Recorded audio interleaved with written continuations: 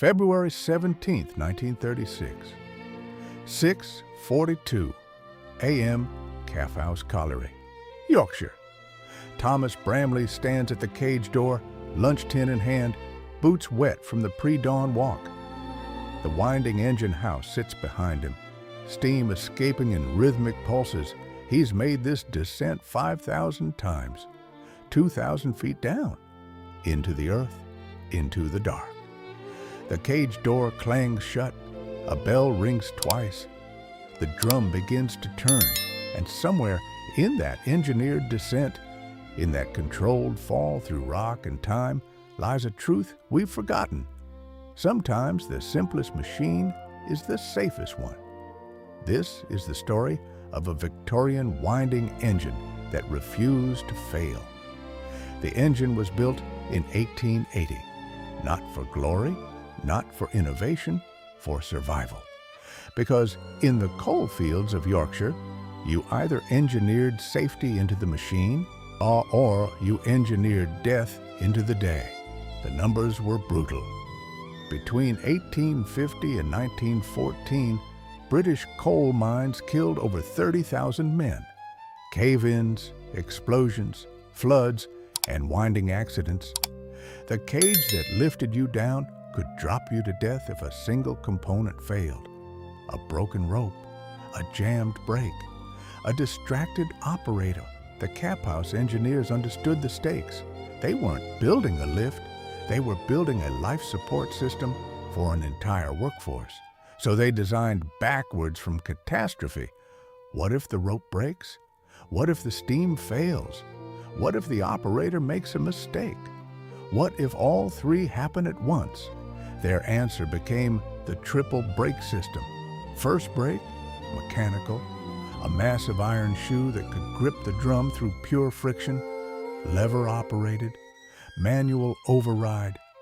If everything else failed, a man could throw his weight against that lever and physics would do the rest. Second brake, steam, twin cylinders that could reverse the engine's direction mid-descent. Not an emergency stop, a controlled reversal. The cage going down could be pulled back up using the same power that lowered it. Third brake, the overspeed governor. This one was genius. A pair of spinning weights mounted on the drum shaft. As the drum turned faster, centrifugal force pulled the weights outward. When they reached a predetermined speed, they triggered a valve. The valve cut steam to the engine. The cage stopped accelerating. No electricity, no sensors, no computer monitoring descent velocity, just spinning metal and basic physics. The governor couldn't fail invisibly because you could see it working. The weights spun, the mechanism moved. Trust was visible, but redundancy meant nothing without information. A brake system is useless if you don't know when to engage it. So the Caphouse engine included something radical for 1880, a depth indicator you could read at a glance. A massive circular dial mounted on the engine house wall, geared directly to the drum shaft. As the cage descended, a pointer moved across numbered increments. 100 feet, 500, 1,000, 1,500, 2,000. The operator didn't need to calculate. He didn't need to estimate. He looked at the dial and knew exactly where the cage was in the shaft. Every foot accounted for, every descent mapped in real time. This wasn't convenience. This was survival intelligence, because stopping too early meant the cage sat between levels, trapping miners in darkness. But stopping too late meant the cage hit the bottom at speed, shattering timber and bone. The dial removed guesswork. It removed panic. It gave the operator perfect awareness in a system where awareness meant everything, and it worked. For 100 years, Thomas Bramley's descent in 1936 was unremarkable. That was the point. Every descent was unremarkable. The cage dropped at a steady 16 feet per second. The overspeed governor kept that velocity constant. The depth indicator tracked every foot. The operator watched the dial, hand near the brake lever, steam pressure steady. At 2,000 feet, the cage settled onto the landing with a gentle thud. The door opened. Thomas stepped into the tunnel. The cage ascended empty, ready for the next shift.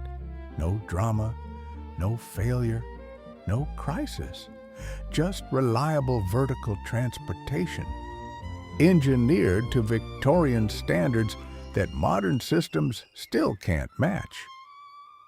The secret wasn't complexity, it was visibility. Every safety feature was observable. The brake shoes wore down visibly, showing when replacement was needed. The depth indicator cable could be inspected during maintenance.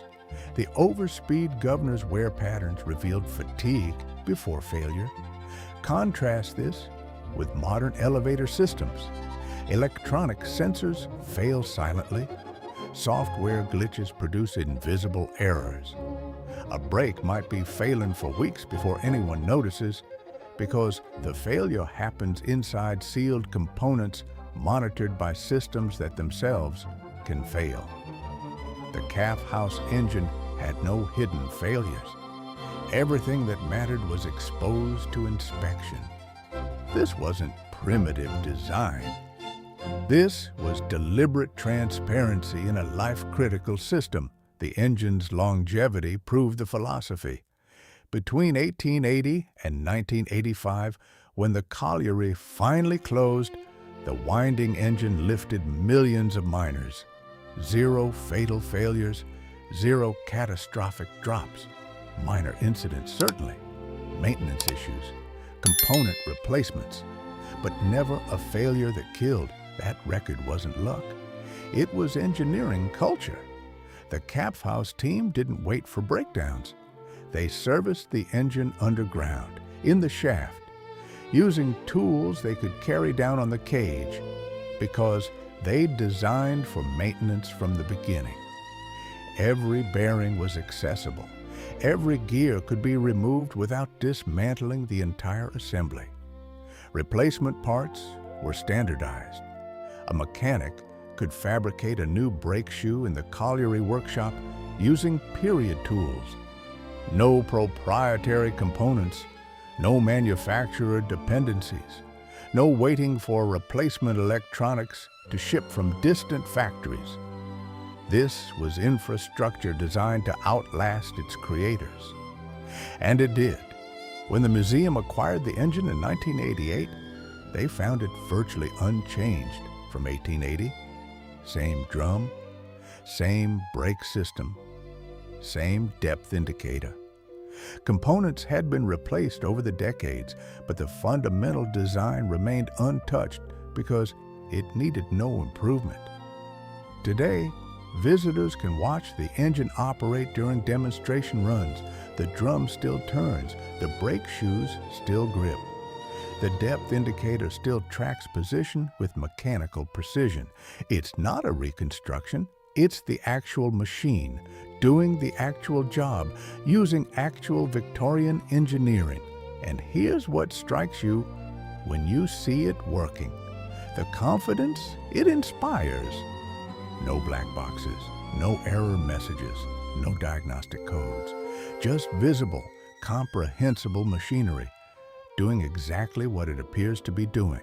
You can see the brake engage, you can hear the steam pressure change, you can watch the depth indicator move. Every action has a visible reaction. Trust isn't required. Understanding is immediate. This is the lesson the Caphouse engine teaches across 145 years. Life-critical systems demand visible safeties. Not because modern technology is inherently dangerous, but because invisible failures are invisible until they're catastrophic. The triple brake system could have been simplified. Engineers in 1920 could have argued that one electric motor with electronic monitoring would be more efficient. they'd have been right about efficiency. They'd have been wrong about safety, because efficiency in a life-critical system is measured not in power consumption or speed, but in failure modes you can see coming. Thomas Bramley made his final descent in 1968, retiring after 40 years underground. The same engine that lowered him on his first shift lowered him on his last. It worked the first time. It worked the 5,000th time. It worked because Victorian engineers understood something we're still relearning. The best safety system is the one you can see working, even when everything else fails. The cage still sits in the shaft at the National Coal Mining Museum. The engine still demonstrates on visitor days. The depth indicator still tracks position. The overspeed governor still spins. And somewhere in that persistent Victorian machinery, and in that refusal to complicate what should remain simple, is a challenge to every modern system that hides its failures behind sealed cases and diagnostic software. Sometimes the machine that looks primitive is the machine that survives. Sometimes the technology that seems outdated is the technology that works when it matters most. Sometimes the safest way forward is to remember what we learned going down.